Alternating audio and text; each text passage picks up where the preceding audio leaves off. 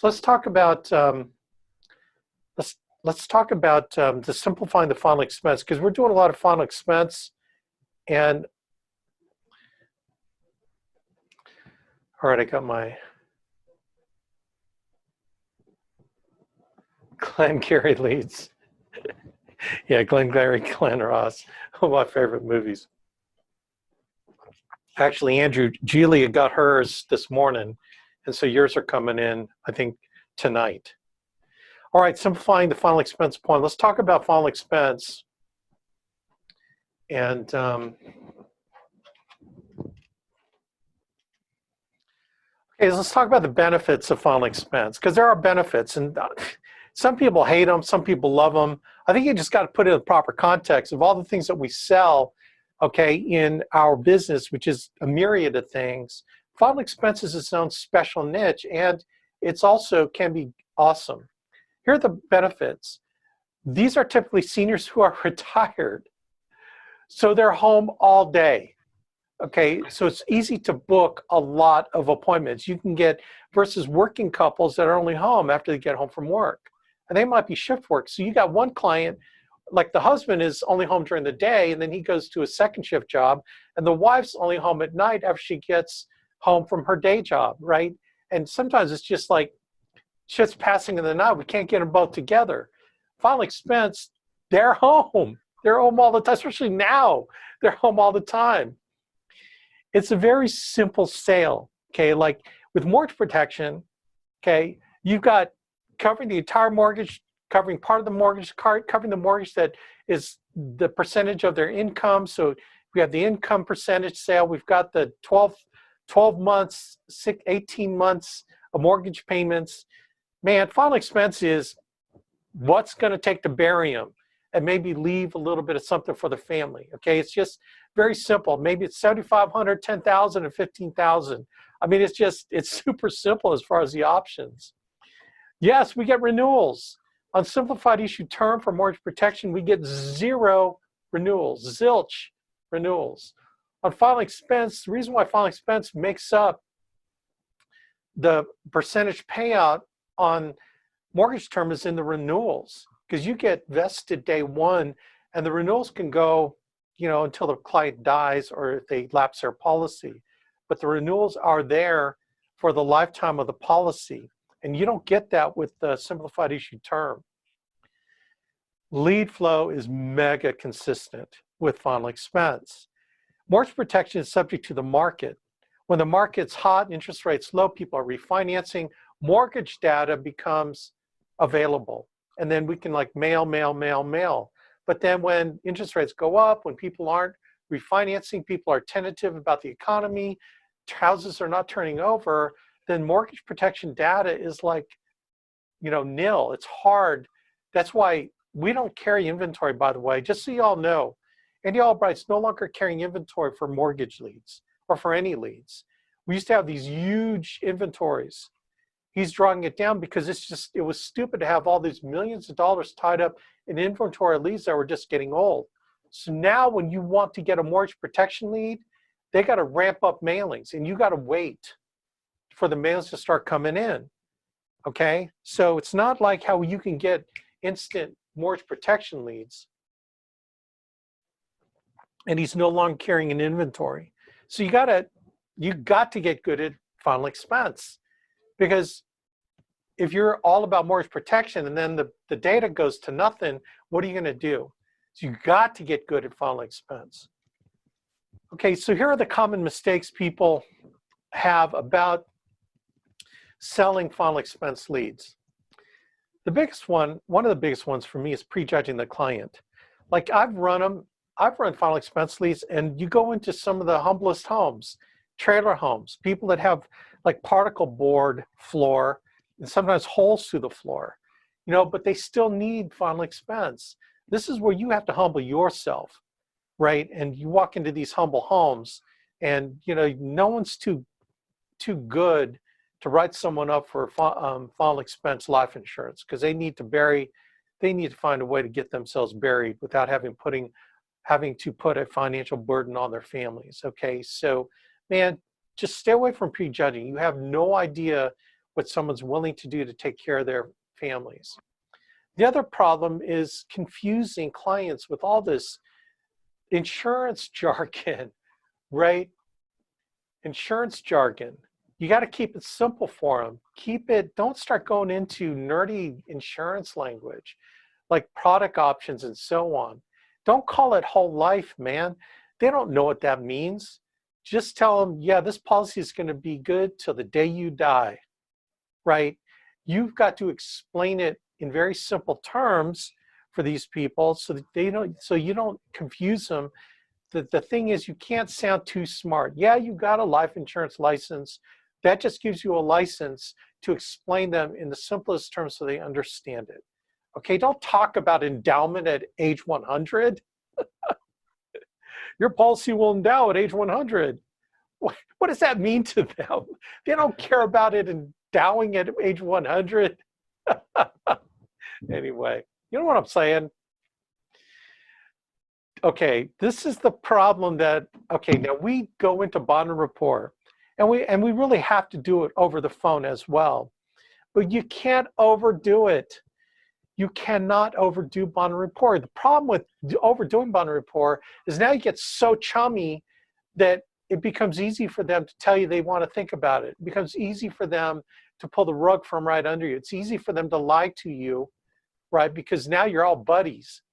You want to create bond and rapport, but there's a point where now you got the trust, then you got to go into business, man. You're there to do business. You're there to conduct business. You're not there to be their best friend. You're not there to be their psychologist. You're not there to be their sounding board for all the problems they've had in their life. Okay, you got to get down to business, but you got to create trust. So sometimes you can go overboard with bond and rapport. Okay, you got to cut it off. Now, for those of you brand new, I would rather you overdo it than underdo it. Most people underdo it. But once you start getting good at this, you cannot spend 3 hours doing bond and rapport with somebody, right? You're there to do business. Okay, and this is probably one of the biggest mistakes, is you don't get enough leads to run enough appointments in a day.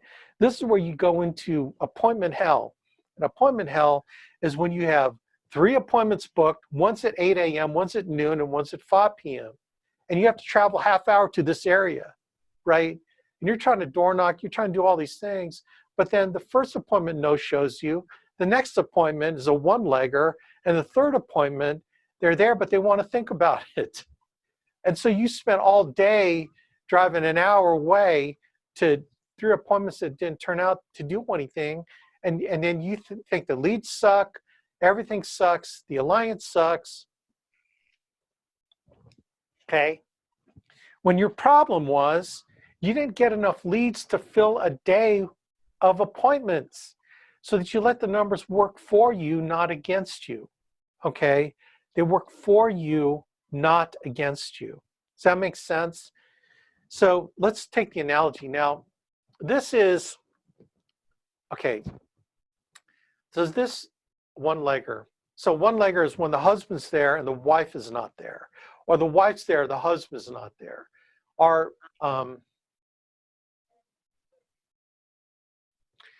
the thing about one-leggers is decisions never happen when you only have one there and not the other person there, right? So we call that a one-legged appointment.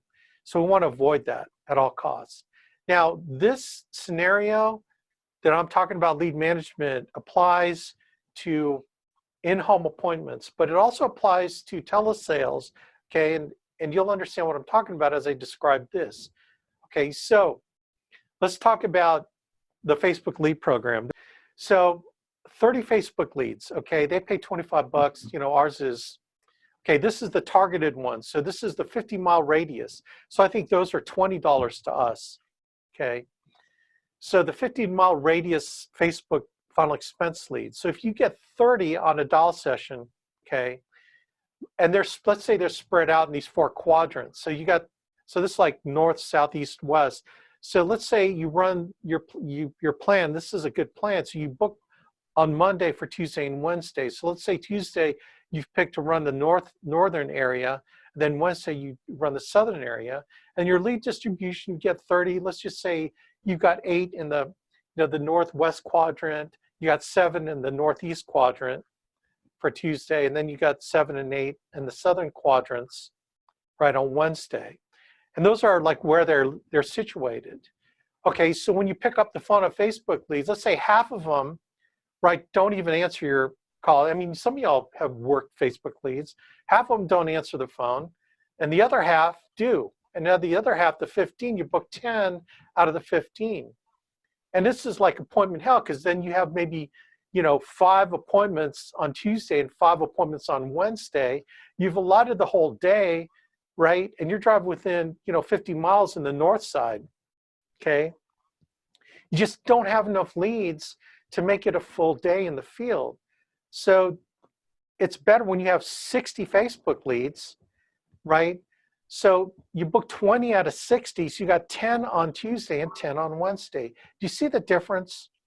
See the difference when you have 10 appointments on Tuesday, 10 on Wednesday, right? So the idea is to have plenty of leads to dial so you can create full days of activity instead of the onesie twosie dance with me Susie, where you can run into all kinds of stuff that happens. When you have a larger amount, right? Now y'all are ordering leads, except you're doing what some people do in a week. Some people, you're doing it in 4 weeks. You're already spending the money on lead investment on 4 weeks. Why not do it in 1 week and amp up your activity and efficiency? And then you got more confidence because you got 20 appointments booked versus 10. There is something different in your confidence, right? Hugely, okay? Now, how does this apply to telesales? Same thing. How can you have a full appointment day of dialing when you don't have nothing to dial except the same beat up 10 leads and the 20 bonus leads Ginny got you that you've been beating up for the last 4 weeks? And you just dial the same things over and you think you'd put in a full day and you did nothing. You got nothing accomplished. Does that make sense? Like seriously, like it's time to wake up and smell the coffee. That's why I'm saying like a freaking $8 lead, $247, get 30 of them. Make 6 sales like Scott did, right? The return on investment just is ridiculous in my humble but accurate opinion. That's why we're gonna blow this thing up. But you see what I'm saying? Like if you have 30 versus the 5 A leads you're getting, the 5 final expense direct mail leads you're getting, oh man, come on, man. Anyway, so lead management, that's a big mistake, not getting enough leads to work to fill up your time. Some of y'all that are just, you're home. You're not working. This is your full-time gig. So what are you doing full-time? I'm asking you. Okay. All right, man. Okay, so how do you go from bon rapport hell to getting business done? Okay. This is how you do it. You do the optometrist thing, giving people choices. It's not a binary choice. It's actually 3 choices, right? This is how you can easily transition into doing business, okay? The first thing you got to do is you got to listen and look for the trigger. And it's a feel thing sometimes for some of y'all where you feel like they trust you. They start saying words that are very trusting words to you. You feel like you got them, okay? You feel like you got them. So it's kind of like when you're dating someone. I'm not going to use that analogy. Well, okay, you all dated. When you feel like you can kiss her goodnight? Like seriously, you can like really kiss her, not a peck on the cheek. Like when it's cool. All the signals are there, okay? You just know,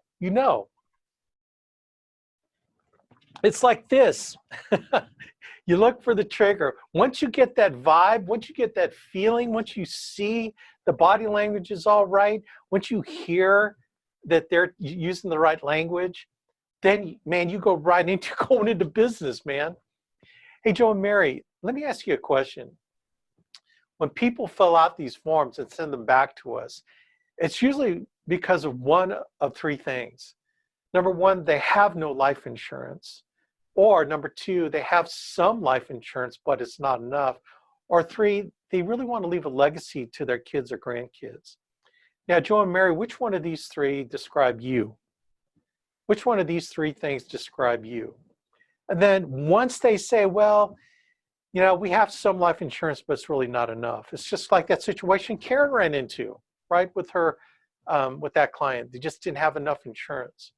Or they might say, well, we want to leave our kids something. Or they could say, you know what, we really don't have life insurance. We really need to get it. Oh, wow, really? Paint me a picture if you die tomorrow, who has to pick up the pieces? Excuse me. Now, doesn't this sound like pain finding? Yes. You transition from bond report to pain finding with this statement. Joe and Mary, when people fill out these forms and send them back to us, it's usually because of one of three things. They either have no life insurance at all. Number two, they have some life insurance, but it's not enough. And number three, they want to leave a legacy for their kids or grandkids. Which one best describes your situation? They answer the question. So paint me a picture. If you die tomorrow, who has to pick up the pieces?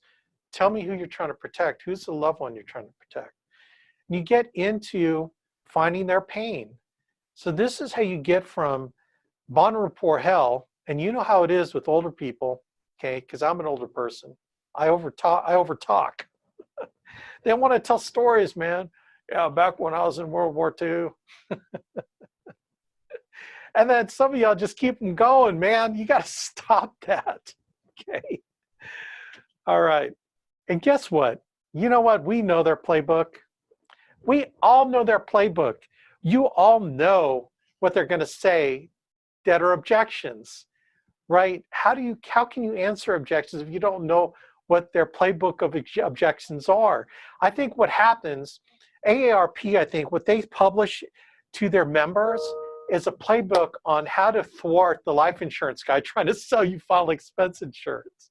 They've got this playbook down, say, okay, this is what you tell that insurance guy. Okay, we know what they're going to say. They've been told to watch for scams. Everyone, be careful for the scam people.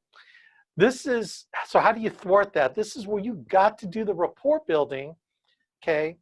And the most important thing, I think, one of the most important things about rapport, and this comes out of the Chris Voss book, that Chris Voss book on never split the difference. Like, I'm serious, you guys got to get that book. He talks about this, that while it's important for you to find out about them, it's as important, almost more important for you to express about yourself, explain who you are, talk about your family, talk about you, right? So how do you care about somebody you don't know about, right? This is why Andy Albright likes doing that, list the 15 things in your life that are significant events in your life. And then he has people stand up and you listen to these, like you're just pins and needles, listen to people's stories, all the 15 things, and you just are leaning forward and you just, all of a sudden you care about them. You care because you know them, right? To know you is to love you, right?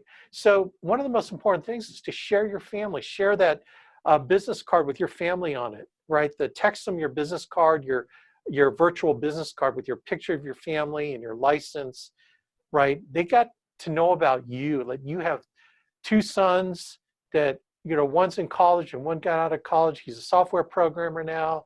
And man, I just, they need to know about you and your family. So you need to share on a level with them, okay? You got to be on their level. Don't try to be highfalutin, just really take yourself down to their level, right? So you got to do that, okay? So you can create that trust level with them. What's another thing? How many of you are there on a fixed income? One way to thwart this, because everyone assumes that I'm a fixed income, I can't afford nothing. Yeah, we're going to get to that one. Yes, almost everyone we help is in the exact same situation. This is where you go into everyone's on a fixed income that we take care of. So it automatically kind of takes it away, doesn't it? That, yeah, most of our clients, because already clients are on a fixed income. We'll be able to find something I think you can afford. Our job is to fit it in your budget, Joe and Mary. We want to make sure that you can afford it and feel comfortable with it, right? Because the alternative is, you mentioned your daughter, Sarah, is going to have to pick up the pieces. Now, you expect her to put it on her credit card? Does she have credit room on her credit card? Or is she putting groceries on her credit card now because she lost her job? I mean, you're just asking questions. Here's a final one. They either had a policy that has ended on them. They thought it was a whole life policy. They thought it was going to last their entire life, but it ended because it was a term. And they either misunderstood the agent. Most often, they misunderstood the agent of what the policy was. It's sort of, they haven't talked to their agent in like 10 years. So they think it's going to go on forever. And all of a sudden, they get that notice that the premium's going to quadruple, if they want to keep it going because it ended the term, right? Or they had a policy that increases in price after a certain point, where it's in the renewable, or it's a renewable term that goes up every 5 years to the point where they can't even afford it anymore. And then they had the lapse of policy. Or they have a policy that decreases in death benefit. Like a lot of those General Motors retirement policies, did you know that when they take that policy with them after they retire, that the face value goes down until age 80, where it then stops, and it ends at age 80. They have no insurance after age 80. It decreases over time. So they have these situations that they've experienced, okay? And then, oh man, they watch a lot of TV. I mean, look, they watch a lot of TV, so on TV they're going to hear Alex Trebek talking about a $5 policy that anyone can qualify for. $100,000 for $5, Anyway, I watch a lot of TV. So we know that this is what they experience out there. So how you counter this is you bring this up before they bring it up, okay? So when you explain the benefits of the policy that you're going to show them, that, okay, if it's a regular whole life, you know that the graded benefit's graded. So you got to explain the graded part of the benefit, okay? But here you tell them it's good until the day you die. Doesn't end when you hit a certain age. This is good till the day you die. The rate never goes up like those type of annual renewable term policies that just keep rising. The rate will never go up on you. The benefits will always stay the same. They won't decrease. You will have that benefit throughout your entire life of the policy for the rest of your life. And then, now, I'm sure you've heard on the radio or TV about those policies where you can get $100,000 for like $10 a month. Have you heard of those? Oh yeah, we've heard of those, yeah. Well, let me tell you what those are. Those are called accidental death insurance. And it only pays out if you die in an accident, which at your age is probably the number 10th, 11th, or 12th cause of death. Number one cause of death is heart problems and cancer at your age range. So wouldn't you rather have a program that pays no matter what the cause of death, Joe and Mary? That's how you phrased it in a question, okay? And I would recommend using questions when you explain these. So Joe and Mary, you ever have a policy you ever hear about those policies that end at a certain period of time or a certain age? Well, this policy does not. Wouldn't you rather have a policy that'll go the rest of your life till the day you die? Absolutely. So that's how you pose it in a question. Now, Joe and Mary, have you heard of those rates, those increasing premium policies where every year or every 5 years the rates go up? That's not very good, is it? Yeah, well, this policy, the rate never goes up. It stays the same the entire time, guaranteed. Wouldn't you rather have a policy that you know that the rate never goes up? Yeah, absolutely.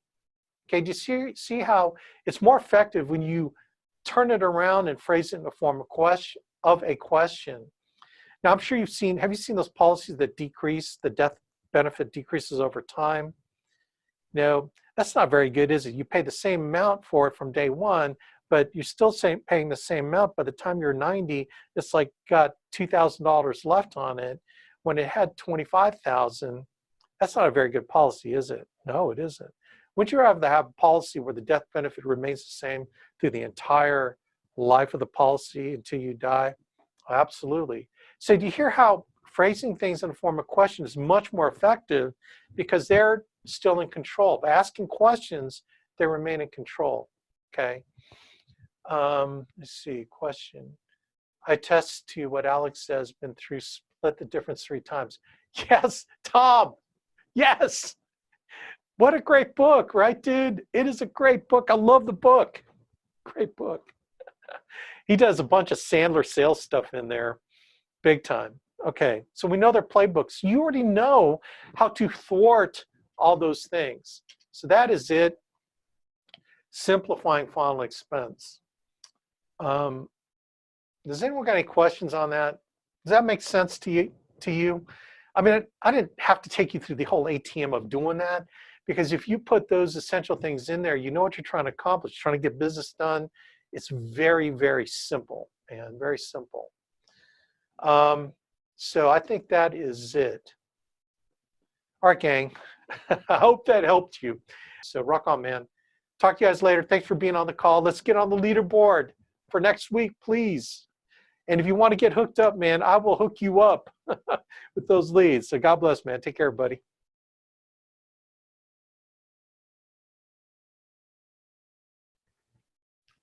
All right, so let's go ahead and cover some highlights of this document, this step-by-step guide to help you take care of your clients. And this is really a service that we provide for them. And so why is this important? Well, this document will help you serve your client to ensure that they get the benefits paid out to their beneficiary. So let me tell you a story. I had a client about 10, 15 years ago where I was sitting down with her, taking care of her final expense insurance. And she had mentioned that her husband had died 10 years prior. And she knew there was a policy on him, but she really didn't know where to go to or how to get it paid. I asked her, maybe I can help you. So I got the name of the company, was all she could give me. And I talked to some people that have been in the industry a long time. They remember that company had gone out of business and it was taken over by another insurance company. So I was able to get her in touch with that other insurance company, and she was able to get the claim paid after 10 years. And it was like $25,000, right? And herein lies the opportunity to serve your client with a process that will allow them to get the claim paid when they pass away 10, 20, 30 years from when they first got the policy, and the policy is lost and gone. So we have this process called the emergency response system that allows you to help your client get their claims paid, okay? And let's go to the appendix first and really tell you the basis of this program. Really, it comes down to this. You know that there's over $7.4 billion of unpaid death claim. Now, do you know why that is? Well, it's because the insurance carrier, they don't know that the client died. All they know is the policy lapsed, right? But they don't go and find out why it lapsed. They just sit there and, you know, if the client reinstates it, great. If they don't, great. It's really up to the agent and the client to keep that policy in force. As far as the insurance company is concerned, they're not going to call and say, hey, your policy lapsed, can we help you? They'll probably send a letter, but you know, after someone dies, all those letters go in a pile, and no one really goes through all those letters to discover that there is a life insurance policy that exists, okay? So this is a service to our clients that is really based on caring that they get their policy paid out, right? And that's one thing that I want to show you here in this first page, the right intent. The intent of this program is to serve the client.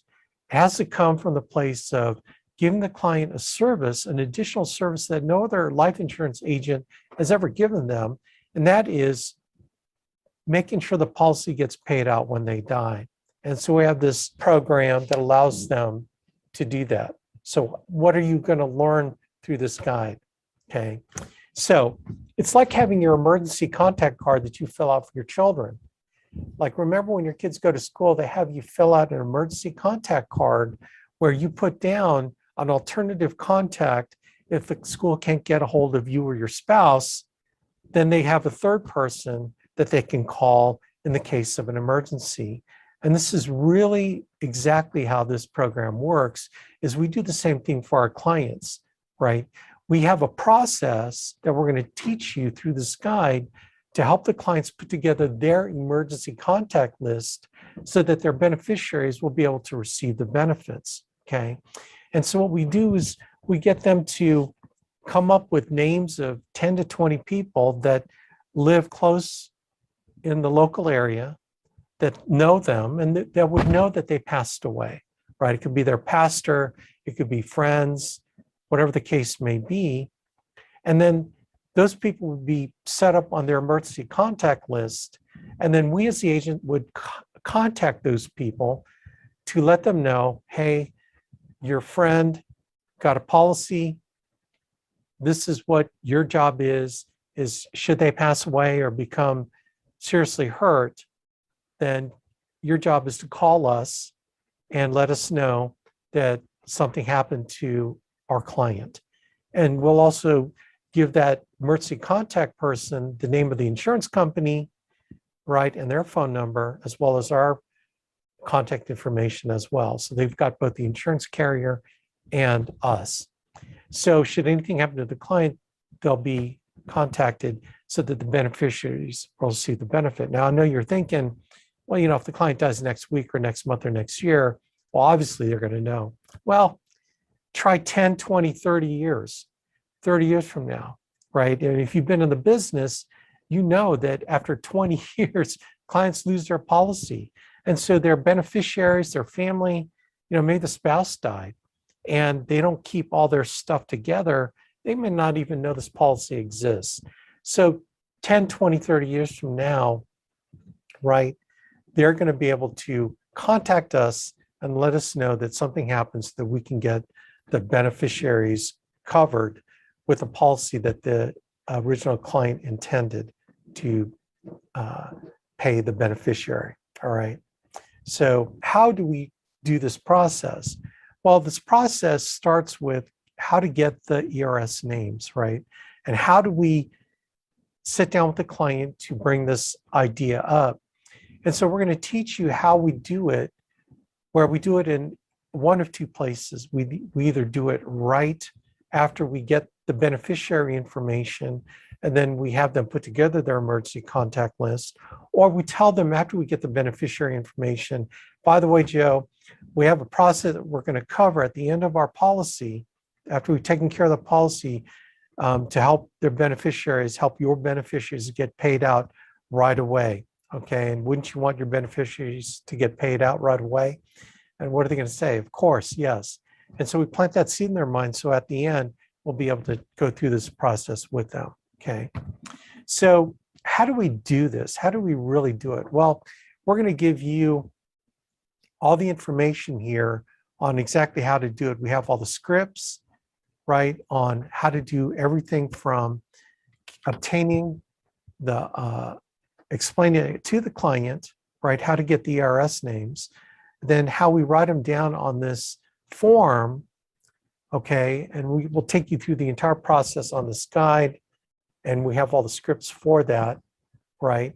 And then what we're going to do is we're going to teach you how to contact those clients and teach the client how to contact those ERS names and ahead of the time, so they know that their people know that we're going to be calling, okay? And then the other part of this is, you know, in your mind, you're wondering, well, how does this turn into a referral? Well, it turns into a referral because we're going to ask the client, hey, now we're going to explain to your contact list exactly who we are, that we took care of you for life insurance, and then we're going to ask them to put our names and numbers and the insurance company's name and number into your personal information in their address book, okay? And then we're going to tell them, now your job is to call us should anything happen to you, the client, all right? And out of 10 to 20, we should get 1 out of 10 that would contact us, all right? And it works. How do we know it works? Because we've had it work already. where clients, the client's ERS, the emergency contact people, have called us when the client has passed away to let us know that that's what happened and that we should get the claims process started.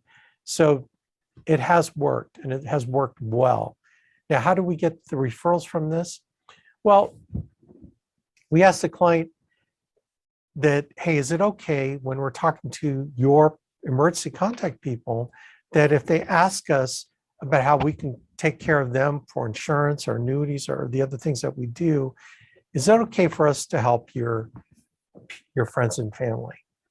And that's very simple. We just ask for their permission that if they should ask us for some help, that it's okay for us to help them. So we get the permission ahead of time, because look, really this thing is really not, is really a service for the client, and getting the referrals from our contacts will be a byproduct of the service, okay? So this is not designed purely to get referrals. It's designed as a service for the client, and then should referrals and sales come out of it by helping their clients out, then that's even better, right? Now, look, if you do this, what will be the result? Well, probably the biggest result is it'll create even more trust with your client. It'll increase the persistency of your policies with the client, because as you're going out there making sure that your client's policy is going to get paid out to their beneficiary, the byproduct is helping out their family and friends. And what you do when you help their family and friends is you're going to contact the client saying, hey, I just want you to know, we'll even do a selfie picture. Hey, I took care of your friend. They wanted some final expense insurance. We took care of them. I just want you to know that we helped your family and friends out. And so what that does is it creates more trust that you're out there helping their friends and family. Okay, so that's the first thing. The second thing is the client's going to feel real good about you and feel good about the fact that they had their friends taken care of by you with any of their insurance needs as well. And then they end up being emergency contacts for their friends' policy. So do you see how it kind of goes back and forth and creates this really good juju? And finally, if you do this, you'll probably never need to buy another lead again, because you're going to have all these emergency contact people that you're taking care of for your clients, and it's going to turn into more and more. So once you help one of their friends and family out, they're going to come up with 10 to 20 of emergency contact names that are not going to be the same as the person that originally came, that you originally covered. And then you're going to be networking through all their friends and family, and everyone's going to know you. Everyone's going to have kind of this great feeling about you because you took care of everybody in their network, and it'll turn into a consistent flow of business to the point where you're going to be so busy you'll never have to buy another lead again. Okay.